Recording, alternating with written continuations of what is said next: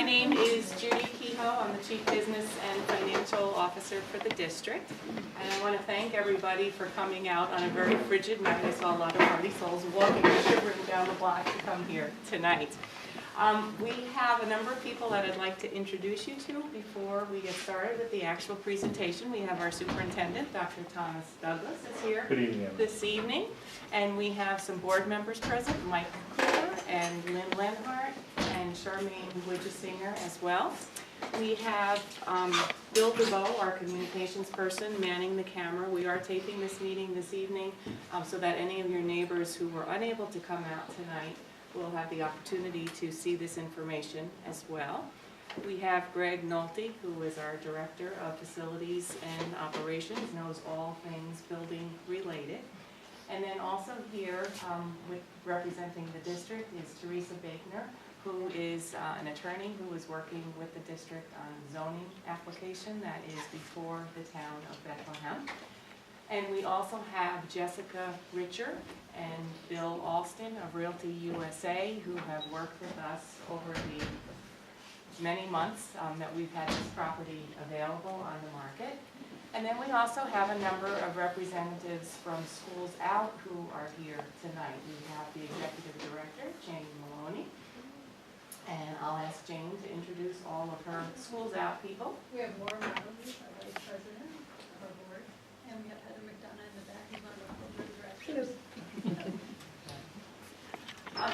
Tonight, we really want to just bring you up to speed on what has been going on with this particular property and let you know what is about to occur with the property. We want to introduce you to Schools Out and the programs that they have in case you're one of the families who hasn't gone through their program.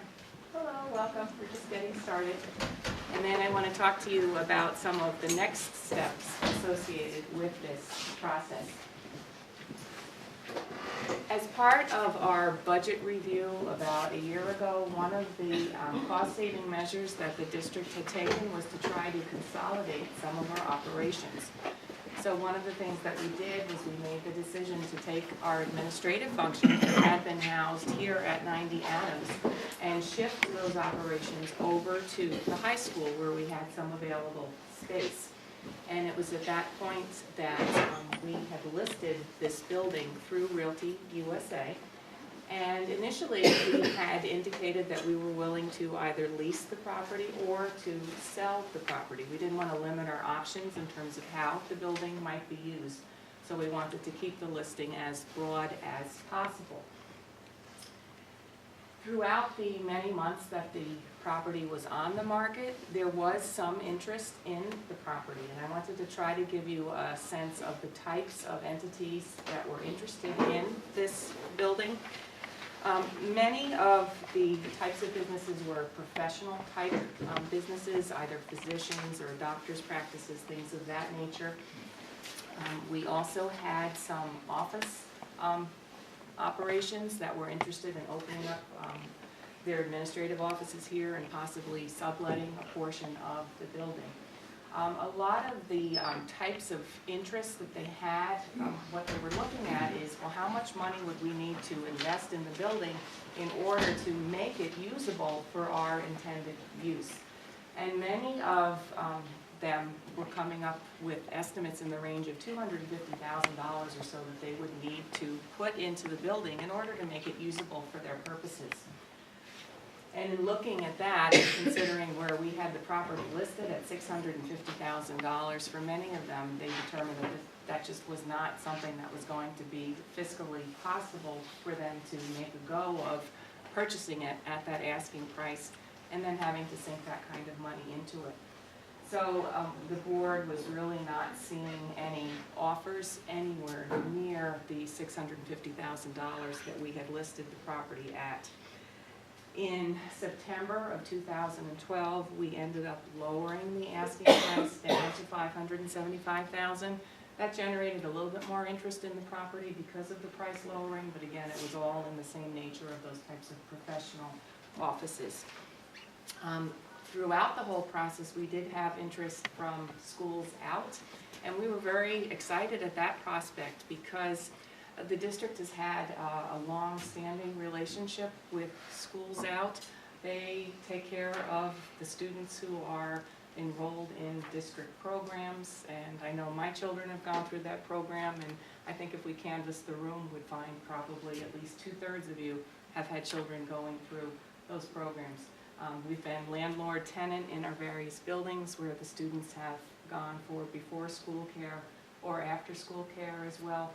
So the school district, we're in the business of raising and educating children, and Schools Out also had a very similar purpose. So it really seemed like an exciting prospect if we could come to agreement on the pricing for the property. Schools Out also was doing the same type of due diligence that the other prospects had been doing with the building, where they were evaluating what changes would they need to make to the building in order to make it viable for their programs, and how much would that cost them as well. So after evaluating all of that information, they did make an offer to the district, and that was ultimately accepted by the district for $475,000. Now, contrary to the headline that was in the Times-Union this morning that indicated that the school building has actually sold, proving once again that you can't always believe everything that you read, the building is under contract for sale, and that has all of the usual contingencies that you would expect with the purchase contract. You have to get approvals on your financing, you have to get approvals on the structural inspections that are associated with evaluating the building. And there's also another little wrinkle that has to be considered, and that is zoning. And that, again, is part of the reason why we're here tonight. This building is located in a residential neighborhood. It's considered core residential in the town's zoning code. When the school district was using the building, that designation really didn't matter. We were effectively grandfathered in and allowed to use it for our administrative purposes. However, any new owner or tenant any new owner of the building would also be subject to a review by the town's zoning board in order to make sure that it was an appropriate use. That also was a factor that I think affected the interest of some of the other prospects for this building, because they knew it was a whole nother layer of a regulatory review that they would need to go through. And that's part of the reason, excuse me, why we have Teresa Baker working with us on that as well. That's her area of expertise and can help us as we go through that review process with the town. So we are excited at the prospect of having Schools Out be the entity that is under contract with us. I would like to give you an opportunity to hear a little bit more, though, about the types of programs that they run. So at this point, I'm going to turn it over to Jane Maloney to give a quick overview. Schools Out, we're a not-for-profit school-age childcare program. We were founded in 1983 by some Hammervale School Elementary parents. They found a need for the working parents in the community, and they started our organization. We currently serve over 400 families across all of the elementary schools in the district. And our morning program runs from 7:15 to 9:15, and our evening program from 3 to 6 o'clock. Steve. We offer full-day programs too during the summer and conference days, and also vacation days for families, where we take the kids traveling every day. We go on field trips, or we stay here and have lots of fun activities for them. What we're looking to do here is have our program size be approximately 80 children. And we'll be, oops, I'm so quick. With the morning program running, as I mentioned, 7:30 to 9:15, in our afternoon from 3 to 6. In the morning, there's approximately 5 buses that will be picking up from 8:30 to 9 o'clock. And usually the whole process takes between 10 and 15 minutes. The afternoon bus drop-off would be from 3:30 to 4 o'clock. Again, 5 buses with an average drop-off time of 10 to 15 minutes. Our parent entrance of the plan is to have it on this side of the building. And we're also planning to have green space outside, but we're still working on how exactly that's going to look for the outside space. So that's kind of us in a nutshell. Okay, thank you.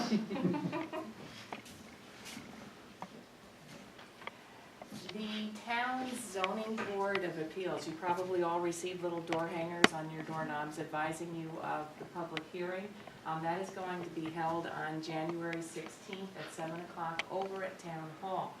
And what they need to do is to consider our application on behalf of Schools Out to use the building for this type of a before-school and after-school program. And then they are the ones who will determine whether or not this is something that is permissible. The town has heard our requests. They understand that we feel that this is an appropriate use for the building, but part of their role is to evaluate what the neighbors of 90 Adams feel about this as a proposed use.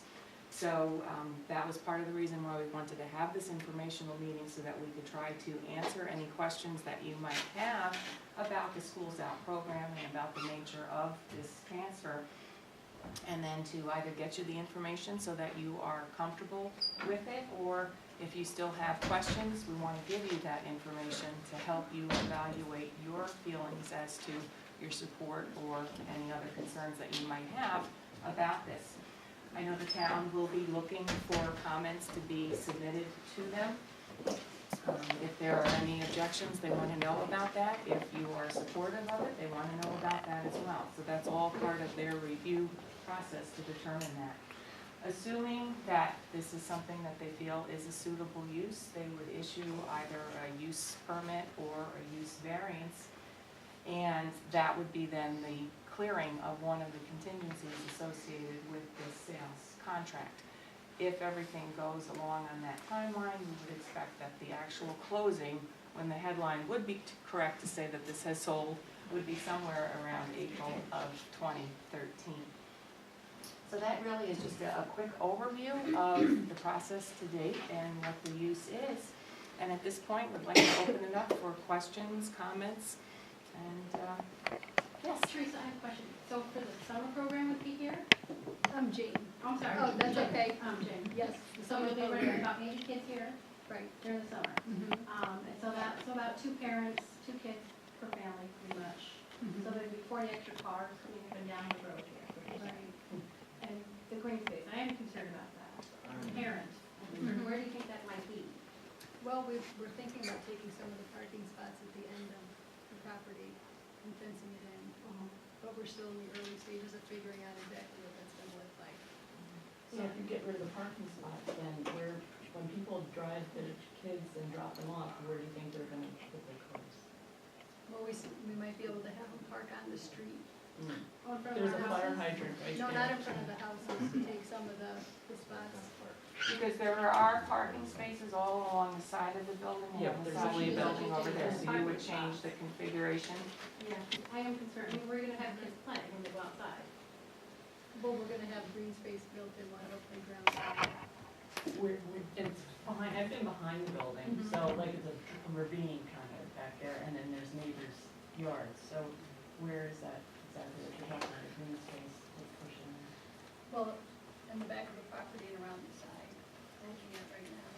So it would be right where the, right, I don't have it with me tonight, though. That would be helpful. you just kind of.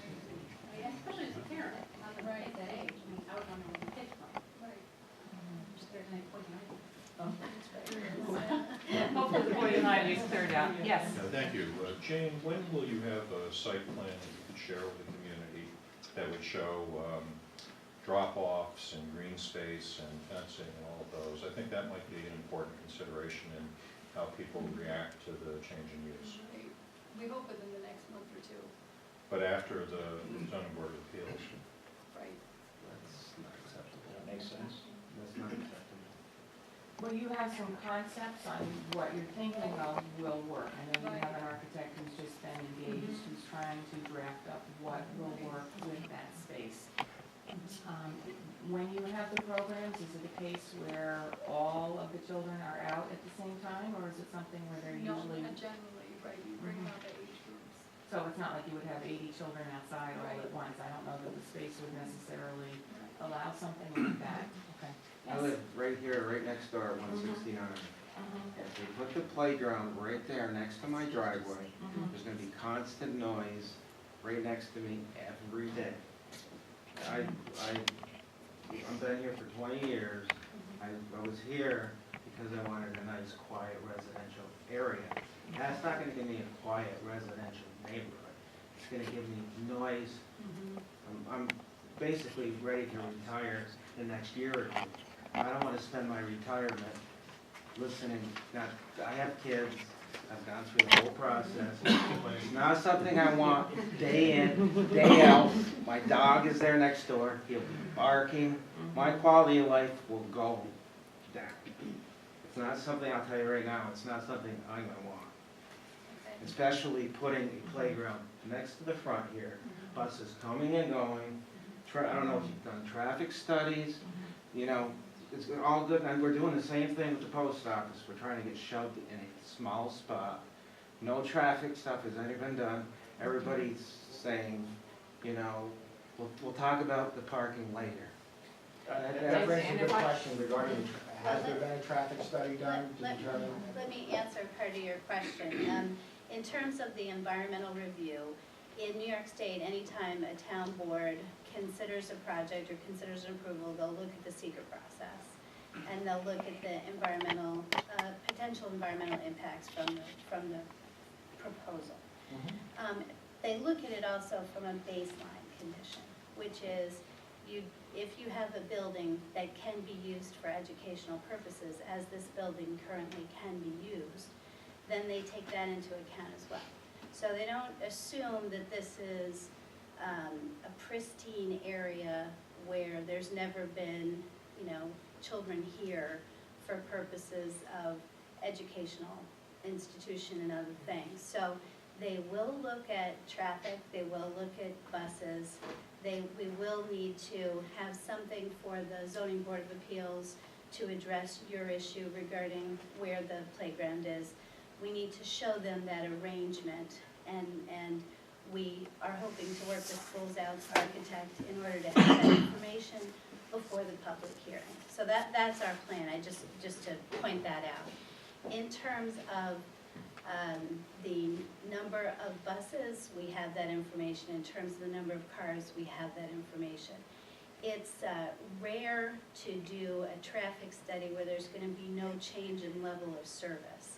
And I'll tell you that the number of cars that you have here are a very small number of cars for the area that you're currently in. So You mean this area? that's right. Have Because you seen them come through when they're going through the middle school to drop their kids off? Because nobody stops at the stop sign. Well, the problem with enforcement of traffic signals and devices is really an issue that's kind of left up to the town. In terms of intersections, when you do a study of an intersection, you need to have a certain number of cars that are going to be added to an intersection to make it significant enough to do a traffic study. We don't make the decision, that's up to the town. They'll tell us if they need us to do that for this type of a project, and we'll certainly do it if they want us to. I just don't want you to think that it's an automatic requirement when you have this type of a situation. Well, you say there's no change in the level of service. This was used as the education, as a school administrative services. They didn't have baby children and plus staff. So there's going to be a significantly higher level of occupancy. Let me draw the distinction, and forgive me for being unclear. Level of service refers to at an intersection, whether it's an A intersection, which is a good intersection, a B intersection, a C intersection. That's what I mean by level of service. We are changing the use here. The use is still for educational purposes, but we are changing the nature of the use to some degree. And that issue is what's going to be reviewed by the Zoning Board of Appeals. And you could switch to a commercial? No. The only thing, the Zoning Board of Appeals has two options. They can issue an interpretation indicating that the use that's proposed is consistent with the uses currently allowed in the zoning code. Or they can issue a use variance. Or they could not approve anything. They have that option as well. So, I don't know, did that answer your question? Well, I mean, because I know this is considered heavy residential, this zone right here. It's core residential. So I just was wondering if there was, when you said If switching to What If is it- if- what is the second zoning option? So you're saying, Well, let me answer her question first. it's the same question. Not really. If the use variance is issued approving this use of the property, it doesn't make the property commercial. It is only a use variance only for this particular use and only as it's been approved by the zoning board of appeals. We are not seeking a zoning change. So it'll if you, still be core residential. okay, so if you guys were to be here for a while and then you decide to leave, it could go back to what it was It, before. it would be unlikely to become a property owned by the school district again, okay? No, I meant the zone, It would be core residential. So, You're okay. absolutely right. What will that permitted use Well, remain? hang on, sir. I want to answer that gentleman's question. You answered it. It did? Okay, great, all right. Will the permitted use remain if it is sold to another party? If Schools Out sold the property to Schools Out 2, and they continued to use it for exactly the same purposes, that would continue to be approved. But if Schools Out sold it to a professional office building, that would not be approved. And that professional office building would have to go back to the zoning board of appeals. So a use variance is a limited approval specific to a particular use as it's described. I have a question, I hate to bring this up, but we've all had issues in the neighborhood with the little pocket park, or kind of called the drug park right across the street, where there are a lot of high school and middle school kids that congregate. We've had to call the police about parties, drinking, all that. Plus, there's a ravine down there, a mere hop across the street away, that sometimes gets really, depending on rain, pretty full. So I'm guessing there'd have to be some sort of security to make sure, and I'm sure parents would be concerned, that just a hop across the street, there is this issue, that the police have been called on several times. So I don't know how you would address that. Well, first of all, in terms of illegal uses, that's not something that we would need to address with the town. It's the town's police's responsibility to take care of that problem. In terms of security for the students who are here, remember, this is very supervised. I had my children in an after-school program. It was wonderful. They would go there, they would play cards, they actually spend very Do little some time homework outside, do once some in a while. homework. That would always make that part The generally. proposed green space. Generally, though, I would assume you would want to fence areas, and that would provide the security, as well as supervision. Hang on a second, I've got some questions in the back. Hey, Yep, do you have any sense of the bus pattern? I mean, I live in the middle of that street, I don't have rents issue, but, you know, I'm not wild about having buses coming up and down the street, but I wouldn't care if they went on Adams, but. I mean, do you have any sense of the bus pattern? I think that's more a school issue, actually. Yeah, and when we looked Well, at do some you of have the a sense of the changes budget? on the impacts, when this was used as the Ed Center, every time that we had a training session here or we had administrative meetings, we would have cars parked up and down the blocks. Every time we Oh, had school board meetings meeting, were nice. every other Yeah, Wednesday, don't twice have a month. Yeah, it's a nightmare. When we bought the house, when we bought our houses, we bought into them, we didn't buy into this. But the volume of traffic that was generated from meetings from the Ed Center, when we looked at the uses that Schools Out would have, we didn't see it as being dramatically different. And in fact, because it was during the day, we thought it might be less of an impact. Now, I'm not saying there's not an impact at all, but we were trying to gauge, you know, is it something that would not be drastically different from what you were experiencing? We look at the buses. There are children all throughout these neighborhoods. They're already being picked up by the buses. So you have buses going up and down the block now to pick up students to take them to school. So the 5 buses, again, we didn't see as being a very major impact at all to this area because, again, you have more than 5 buses. You have closer to 10 or 11 buses that would be moving through. But do they really drop right at that one spot, though? I mean, these are buses that are going down at our down Hawthorne. Is this These are buses that are literally gonna be stopping right here. 10 to 15 minutes. They would be stopping to let the students off or to pick the students up. Plus So- the 40 cars, 40 or so cars. And they won't be staying there, they'll be in and out. Yeah, with but they'll be the flip flops cars. now. They're gonna be in front of our house. Can I just want to Okay. say, sorry, about that, this, just to be clear, this will be the site that is now the storefront site, correct? You're like, this will become the storefront site. Right. So I am a parent now at that site, and I go and I pick up my child, and it's not, I mean, at any given time, maybe in the summer, even when there are probably more kids, but I'd have to say, like, over those few hours, there's probably never more than, I would say, like, 6 cars there picking up, or even fewer. You know, like, maybe on the busiest time, I've seen 6 cars, so, you know, I could say, like, living on the street and just across, that wouldn't be such, I don't think, in my mind, I can picture cars lined up and down, or like, we're not gonna have cars up like in front of, so. Not all parents get out of work at the same time, so it's Yeah, staggered I mean, no, drop-offs. like, I really say that, like, obviously, I live on the street, you guys, so like, I'm not just, from my observations of going and picking up my child, it's never been like this mass exodus of all children at the same time. But what I wanted to, what I did want to say is that when you talk about starting at a baseline, we have a very complicated corner here to start with the 4 corners. So I would hope that will be taken into consideration, because it, you know, just, you will have a few, the traffic will increase, and even though you say baseline, it's not increasing that much. Like, we already, when we walk the kids to the street in the morning, people don't stop at these 4 stop signs. I think, I hate to say this, but it's sort of a general culture, we moved here recently, so, but like walking to the library and such. So I would think that, for me, that would be the concern. So, and it could be some simple solution in my mind, like speed bumps, you know, in general. I think that there's nothing negative about that. In general, we could reduce the speed of the cars through the neighborhood. So just that small addition of traffic is still, like, we could still address an issue that I've had, and I think it would be helpful to think about ways of mitigating that, and to not blow that off as like, well, really it's not going to increase traffic that much, but this is a complicated corner to start with. Maybe you're going to walkway.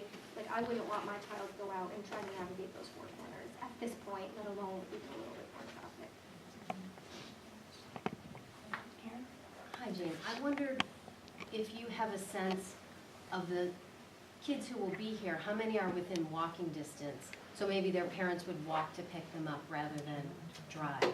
Yeah, we don't have that information right now because we pull from all 5 elementary schools, so it really depends on who signs up for the program. This year, for example, Hammer Grail is our biggest contingent of storefront children. That's our overflow site. We have approximately 32 kids, so that would be something we could definitely look at, see if that would be a possibility. What do you, in the summer, I know they're here all the time, for school's out, or school's in. But during the school year, what, once at 9:15, then what happens here? Well, we still have our administrative offices. We still have like parents signing out, they're coming to pay, things like that. But it's really not anything going on. Right, And right. We have our site managers come in and do planning and have meetings here once a week. But during the day, it's much quieter. Or will they be parking? They'll be parking out here. That's where the green space is gonna be, right? Pardon me? Where's the green space gonna be? That's gonna be. I'm really confused. I really don't have a visual of where you're gonna be putting the Well, kids. we will provide a visual, we just don't have that tonight. We put in our application, we are on the agenda for the hearing, and we'll have that information with us that night. I really have a question. Are you their lawyer? No, I represent the school district. Oh, you represent the school That's, district. I Okay. represent the school district, and the reason why the school district is helping out and getting the approvals is because the school district is not subject to zoning. So this is the first time the school district's really had to convey a property and build it the future use of the property. What was the use before the school district owned it? It was the Bethlehem Public Library. Public Library. What was the use before it was, before the town owned it, before the, off the tax rolls? Was it green space? No, it was not. I believe it was residence. some kind of house. Well, I think, the Commerce Club founded the library in 1913, and this was a little Okay. building, little building here. I wasn't around then. We do have a nice picture of it. Right, But so, I mean, I'm imagining It's a farm. what it must have been like when the library was here, because we know how well used the library is now. And so I assume there were traffic issues at that time, but. Yeah, with the cows. Question Mine is not a, well, it is a question. My concern is how widely publicized was this meeting tonight? I read about it in the paper at 5:30. I live 8 houses away, and there's no one on my block that's here. We had posted information on the district webpage, and we had delivered some flyers to the homes that were closest here. The We did school put- district was at my house, in person with flyers telling us about the. Yeah, I can attest to you that I spent 2 hours of my New Year's Eve. We never received any information. And I read about it in the Times Union. I didn't read about this meeting in the Spotlight yesterday, or in Wednesday's Spotlight. And that's part of the reason we know this has been around the holidays and people are away, and we're taping it so that we can post this up for people to see if they weren't able to be here. We are going to be following up, taking questions and providing that information, so even if the neighbors couldn't be here tonight, we still want to have that opportunity to get that information out and answer those questions. I don't know who was I first. just have a timing question. It seems awfully rushed to be running to zoning without a site plan. What's the timetable for potentially getting there, if everything goes happily? Well, we hope to open up in September. I just wanted to add to that too. I think it's really important that you get a site plan out there, make it available to the public, hopefully at least a week before you take this to the zoning board of appeals. The community really needs to see what your thinking is, how this is going to be organized, where drop-offs are going to be, where green space is going to be. And it's very difficult for the community to make decisions without having it. And that was part of the reason we wanted to have this meeting, because again, we want to take those comments into consideration as these plans are evolving.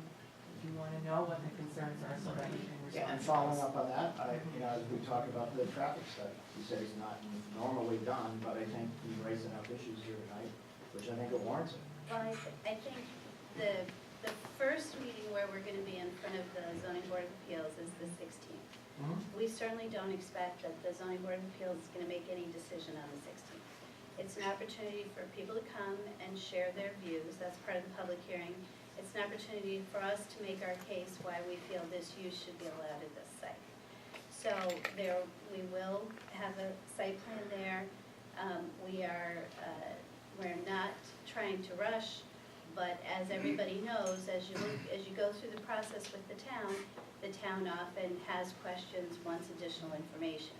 So it will be up to them if they want us to do a traffic study. They will make that decision. And of course, if they ask us to, we will.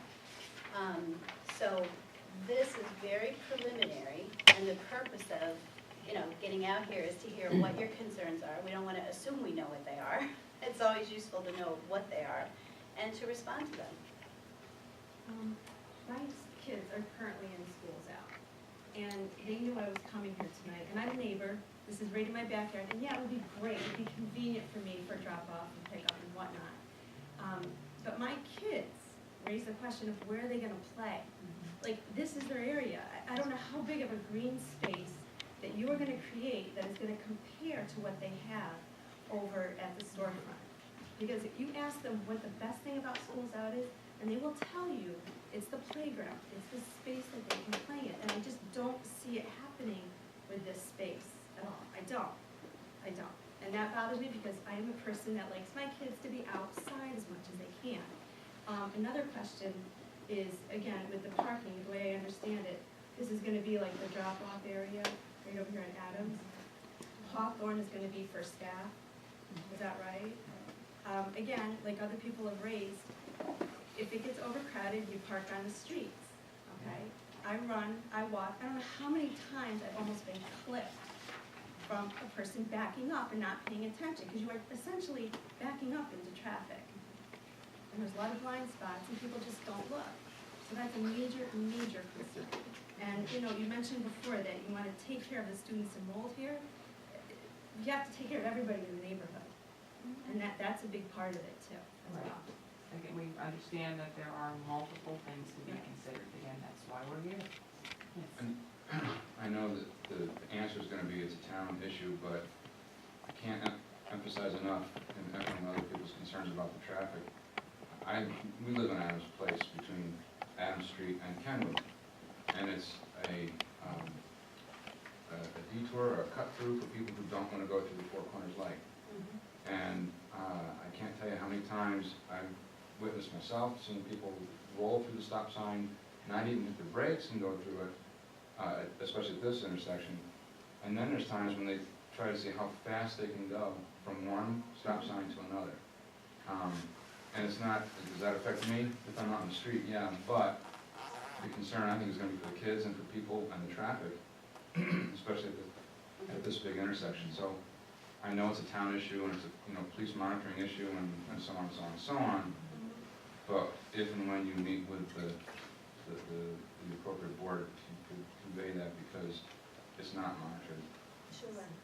And you put all the signs you want up to say, caution, children, slow down, Absolutely. whatever. People don't pay attention to it. Absolutely. The lady right there? When you said this is the bus area for drop-off, my concern is where the homes are. Over here is more green space. Why wouldn't you reverse that? The other question is, have you considered, like, the playground area up here? I know it would involve moving kids to have to block or so, but there's other areas that maybe they could use, or the town parks, playground.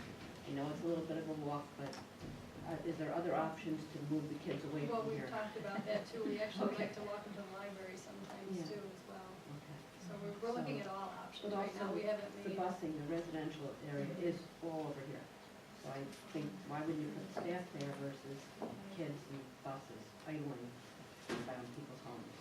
So, And I want to just echo, what other places in schools out have a playground that close to a residential neighborhood? But it's literally gonna be in my side window. That is, I think is just rude. It really isn't, it's not even funny. It's gonna look like, walking a Great Wall of China with a white fence up to my house,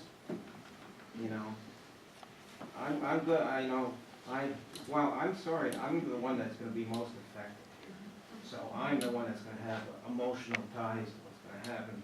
And green space does not make sense along that whole side. It's not even flat. The little part you're gonna have is gonna be stuck in the road. It's beyond common sense. I wondered, Judy, if you could talk about if the sale price at $475, what that translates into for taxes, how much that would save on our taxes, and on a year-to-year basis, if we don't have to pay anything to maintain the building, how much that will save. The building costs are about $8,000 a year for us to just maintain it in a dormant state, keeping enough heat on so that you don't have pipes bursting everywhere, so a relatively nominal amount. Of that sales price, we are going to be using that to pay off the broker's fee and the associated closing costs. There is some debt outstanding on the building as well. So while the money will come in as a revenue to the district, it doesn't go in as a tax reduction. What happens is it becomes a payment stream that comes into each of the successive budget years that helps cover the cost of the debt service associated with the building. That doesn't actually get paid off as you would for a normal residential mortgage upon closing because it's municipal bonds and you don't have that prepayment option. So it really becomes a way to help control the budget impacts going forward over the next few years. Okay. Yes. I have a question now too about signage. You said this would be the main property, so what would you see out there? And then would there be any future, like, moving up or changes to the building that would affect the style of bungalows? No. What about signage? I don't know what you have now, I'm sorry, but. Oh, we just have a small sign. Okay. What about the other schools outgoing? Is that being leased? Is that why you want to move to this one?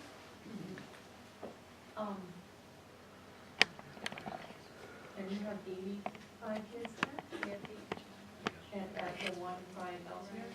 I can't remember, it was asked and what was Is it the possible that, I mean, how many kids? I mean, if you were to Keep it smaller, the number, that might help her. we think for families away into, can we determine families? We can't hear a thing from the back. Oh, I'm sorry, then we'd have to And I'm turn sure the it can't families turn away, the we need care for their children. Well, they're paying for it, it's not free, so, it's not like it's a charity.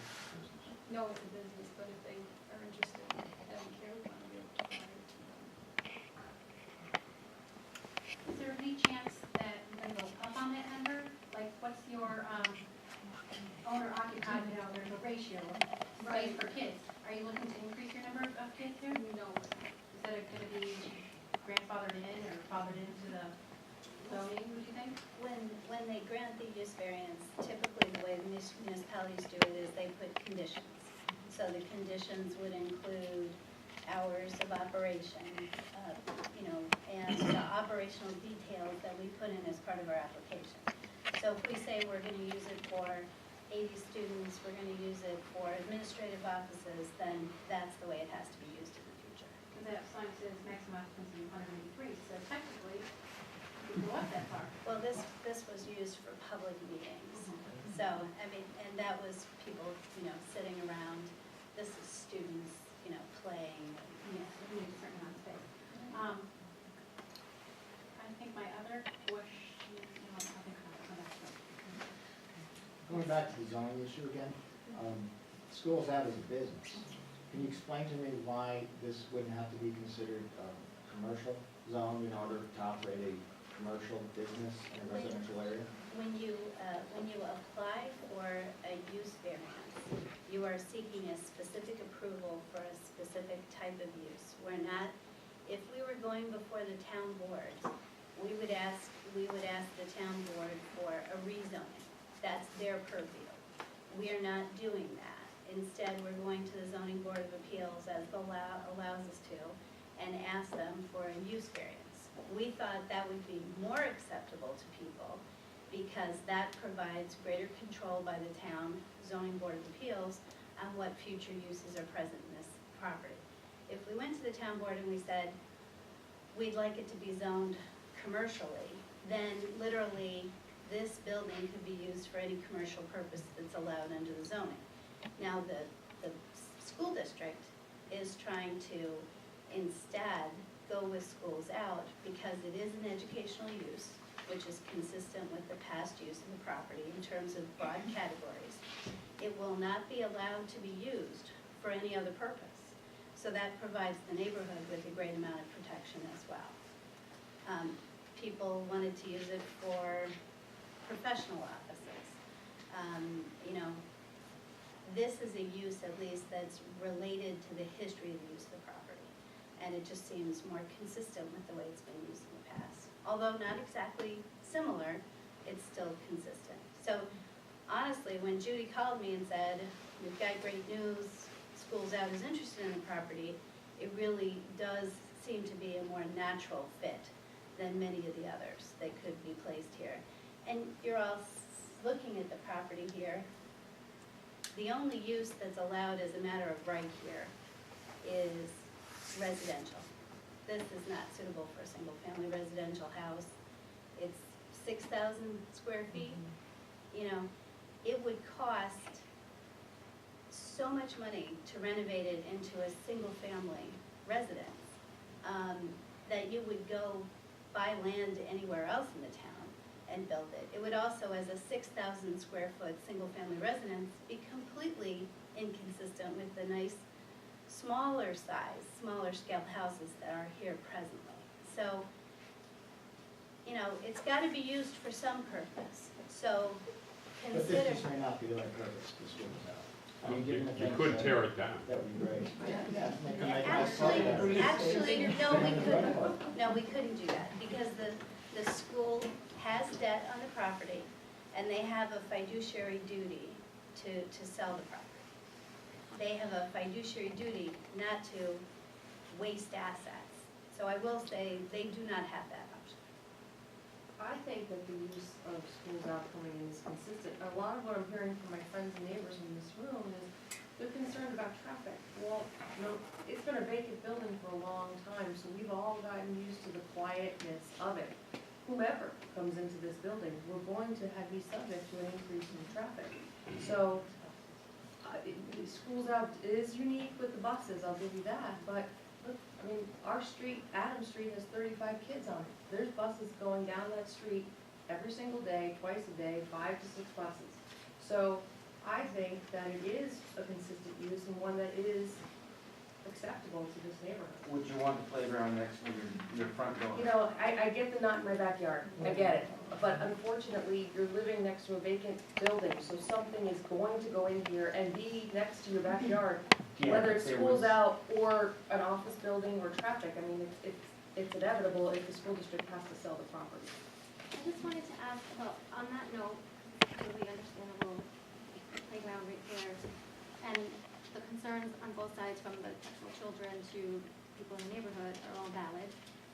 The area of the green space you're thinking of putting in, what about addressing and actually using it to our advantage and saying that little park across the way has these negative sides to it? What about having that be some green space for this building? And it can actually improve the way that that space is used. It can decrease some of those issues. It moves it. It's not the best spot, okay, it's like surrounded by the roads, but I'm sure that Especially when the creeks are running high. But I mean, it is a green space, and it is not in anybody's, like, you know, no one's gonna be looking down onto it. What about considering that as a space and seeing what could be done with that space? It would really help address both issues.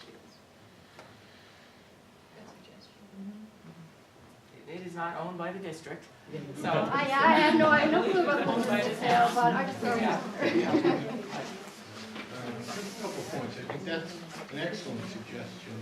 And, you know, district, town, they should talk.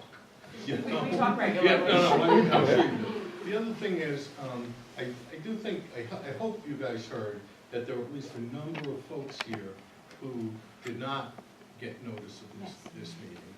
And, you know, finding out that this will be posted on the district's website is fine, but it would be really nice if the Spotlight had an announcement of the upcoming zoning board of appeals. Oh, that should definitely be in there. Plus, I believe, and don't quote me on the numbers, but I believe that everybody gets notification from the town of the public hearing as well. The neighbors do. I think it's within 500 feet. Yeah, I know that's, and, you know, I suppose it's possible that the dog we don't own ate it, but. Oh, you haven't gotten it yet? We did not, no, we were told people got notice of this meeting, and we did not. And we live less than 500 feet away. So it's, I mean, slip-ups are possible, but I'd ask that you guys sort of redouble your efforts to make sure people who are interested in this really get notice of it. Right. Well, and one thing we would be happy to do is, if you want to give us your email addresses, we will certainly do that. But just to be clear, because I don't think I was clear, whatever happened in terms of the dog ate the flyer for this meeting, whatever happened, in terms of the zoning board of appeals hearing for the 16th, you should get a notice in the mail of that. Okay, That should okay. come to you. It's Right. supposed to come to you. But honestly, email is easy. We're happy to set up a listserv and let everybody know, we want you to be here. We want to hear what your concerns are.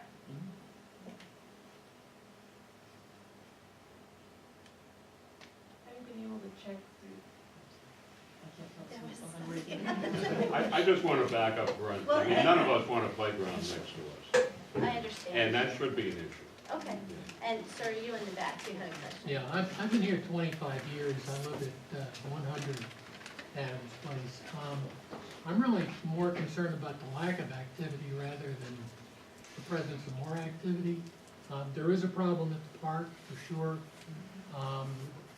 And I think that it's only a matter of time with this building being vacant before that problem just expands.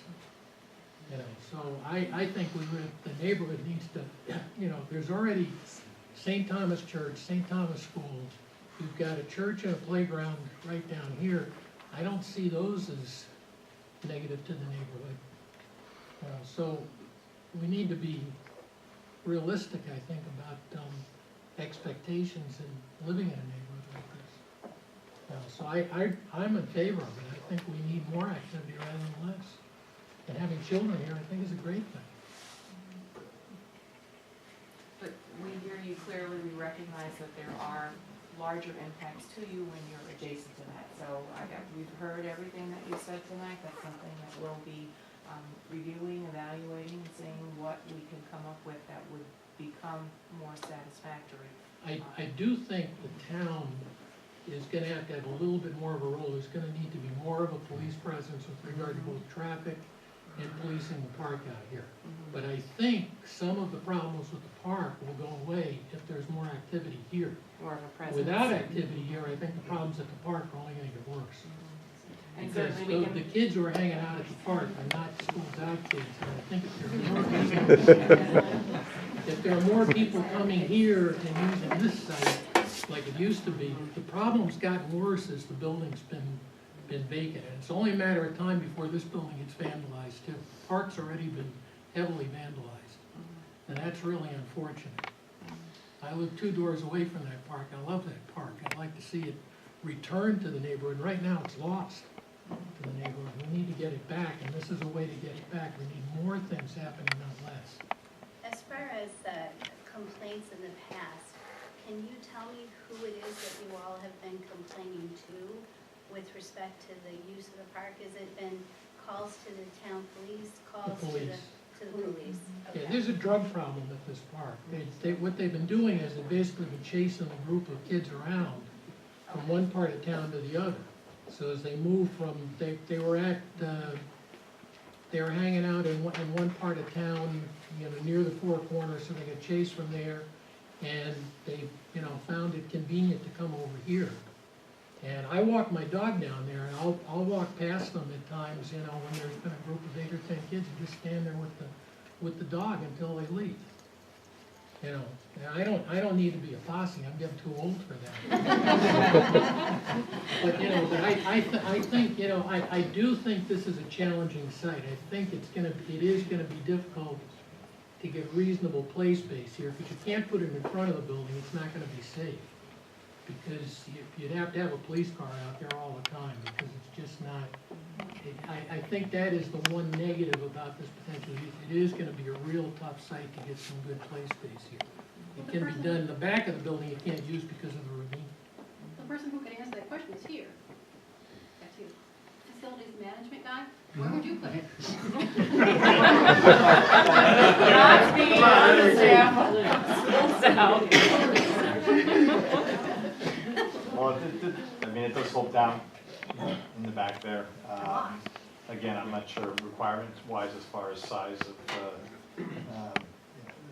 the playground. and I there know a lot are of our varying sizes of playground, there's different numbers of apparatus, so we really need more information on, define playground. I think you're gonna have to go through before you can think of this. Where are you gonna put that green space with kids? And you've got 80 parents and kids here who go outside to play. Well, There's St. not enough Thomas doesn't have a green space. Yeah, but Where they've also, kids use the playground. well, I mean, I don't want the to parking lot. but they've also been able to adapt. There's no place for here for them to use a flat space for kickball and for football. I mean, Well, we're gonna look at the nearby parks too. I mean, I think those are excellent suggestions. There was a person in the back. cost. I like the idea of using the pocket park as a possible green space. You have to grade it, you have to fence it off a little bit, to address the issue with the alternative use of the park, at least during the day. But I know in some urban settings, I know this is not urban setting, but a lot of times schools will put their green space on the top of them. And I don't know if this is relatively flat, what the architectural structure is, if that's even feasible. The air conditioning units on the top. That's a great idea for a new building. I think this And they're fenced off and everything else, and I've seen plenty of them like that. they're doing a lot of that in the city. They're doing a lot of it. I agree with the gentleman back. I don't like having a vacant property here, but I just don't think this is the right use for it. The things that have been raised, there's just too many, 80 kids. What's that gonna be, 40 to 60 cars coming in the morning and picking up, not mention the buses that we talked about. It's the location, 5 corners or 5 streets at this intersection. It's hectic as it is. This just is, in my opinion, is not the right use. I think we should keep looking. I don't know what the right use for a building is. I generally agree that it's better used than laying fallow, and this has been laying fallow for quite a while. I have a lot of respect for schools out. I have kids who went through it, and I think I was even on the board in the 1980s. You know, it's a great organization. I am very sympathetic with the people who live right next door, who don't want a playground right next door to their house, and it's pretty hard not to be sympathetic with that. I'd like to again echo that someone should look into, before that zoning board of appeals, and come up with a site plan of the possibility of having that green space across the street in that park that's being misused, and turn it into something that is positively used. You know, the town owns it. I know the town and the school district are not exactly the same entity, but it seems like some sort of three-way dialogue might produce a win-win for everybody. Well, it's a great suggestion. It's definitely something we're gonna look at, absolutely. Keep in mind, there are neighbors next to that park as well. So you may solve Brent's problem, but the people on the other side are now going to have a problem. Well, it is currently a park, so it's susceptible to being used as a park. Not a playground, a park. Right, well, just, I mean, we couldn't use the whole thing anyway because of the creek. Right. But just don't move the problem from Brent to someone. Well, these are children. These are not problems. You know, I mean, let's not forget, we all have them. I have two myself. The parents driving the car. Well, that may be. If it was me, that may be too. You know, but- really, it's the parents. You know, if there's kids, and actually, there's some parents here who have kids here, who play on the end of the street.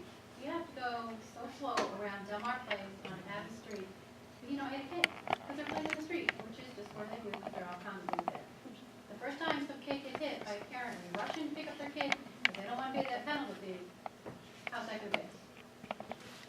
Yeah, I think that, you know, people drive cars, people are responsible for driving and But how responsible. is they have an added incentive to rush to get here, but But they're not. there are kids that come down the middle of the street with skateboards. Yeah, but now there's like that extra I mean, you traffic, can't- parents come here, so they don't have to pay that late fee because they didn't take their kid up on time.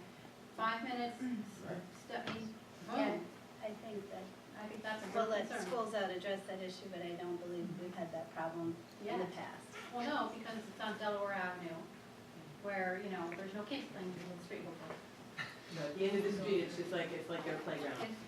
I mean, we all just go so slow because we're not, Because we're familiar. we're familiar with it. So then the parents are not, aren't going to be familiar with it. It's not gonna be undoable. Although there'll have to be a lot of information schools out is gonna do it, they're gonna have to be very forthright with the parents, having meetings with them too, and, you know, being very stern about things that we are gonna be using in this area. You know, not just say, yes, we do the building and it's a done deal, but there has to be some dialogue between the parents and the neighbors, and they have to respect where we live and where they wanna have their kids. Kind of reinforce the whole sense of community. Right, right, and, you know, and not just do it one time, and then they, okay, yeah, and then next week they drop their kids off and then it's beat out. You know, there has to be some kind of, look, we can't keep doing this. The regular reminders, regular Yeah. communications, Right. what is expected. Plus you keep happening, re-indoctrinating new families. Again, to harp on the site plan, I think one of the big challenges here, and one of the difficulties for us in evaluating this, is how are we gonna get cars parked here, backing into traffic? Same time, we've got buses coming along and cars with children coming along. That's really gotta be resolved in the site plan. We can't evaluate it tonight. And I think it's gonna be difficult to get a grip on whether this works or doesn't work until you've got that in front of people and people have had an opportunity to digest it. So if you're willing to have buses idling next to your house for 15 to 20 minutes, every morning, Monday through Friday? Oh, Raise your just hand. They don't, I know. It's It's a a weird mistake. Sorry. Drop off. I'm from Schools Out, hi. You wanna live next door to us now? No, I would, I really would. Excuse me. Just to give you a little picture more of like what happens over at Storefront and how the buses and the 80 kids and the cars work. Currently, right now, we have about 6 parking spots in front of our building for the 80 parents to drop off and pick up. Our program starts at 7:30. There's about 2 or 3 parents dropping off at that time, and then it staggers throughout 7:30 to 9 o'clock. The same thing goes for the buses when they come to pick up. So the Hammerville bus will come at a set time, and there'll be 15 kids that need to get on. So it's just almost like a bus stop. The bus will stop, the 15 kids will get on, the bus will go. So it's not gonna be idling for 15 minutes or anything like that. It's just like a typical bus stop. Afternoon is the same thing. The kids get dismissed at the schools, they get on the bus, and the buses come staggered. They get right off the bus, 15, 20 kids, and come right inside. When the parents come pick up, it's anywhere from 3:30 till 6 o'clock, it's staggered. Summertime with the 80 kids, we travel every day, and it's the same thing, staggered drop-off, and we actually leave the site usually 9:30 and come back at 3 o'clock. So that's the days that we have the full 80 kids, like at all time for all day, we're not on site. And then in the morning and the afternoon, it's just the 7:30 to 9 and the 3 to 6. So I don't know if that clears things up for, it's not like all 80 parents are gonna come at once and sit parked around the building and all 5 buses are all gonna be here at the same time either. Not that it alleviates any of your questions, but I don't know if that helps. That is, it's very good information. Okay. You know, but keep in mind, where the Schools Out currently is, that's a commercial area. Mm-hmm. You know, that's the way it is. Yes. Here, this is residential. It's a big difference. Yes, But if you have 6 parking spaces. that's what we deal with now. And with that information, I think it would be helpful before the zoning board of appeals, if you could write that up for us too, that would be really good.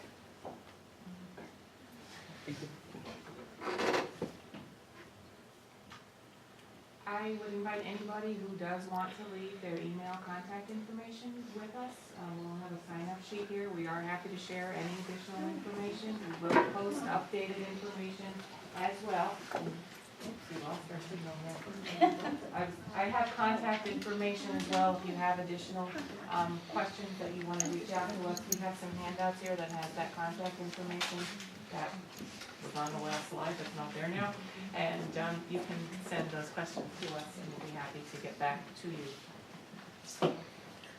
Can community members sign up for, there's a electronic email service that the district provides called SNN, School News Network. Community members can sign up for that, can they not?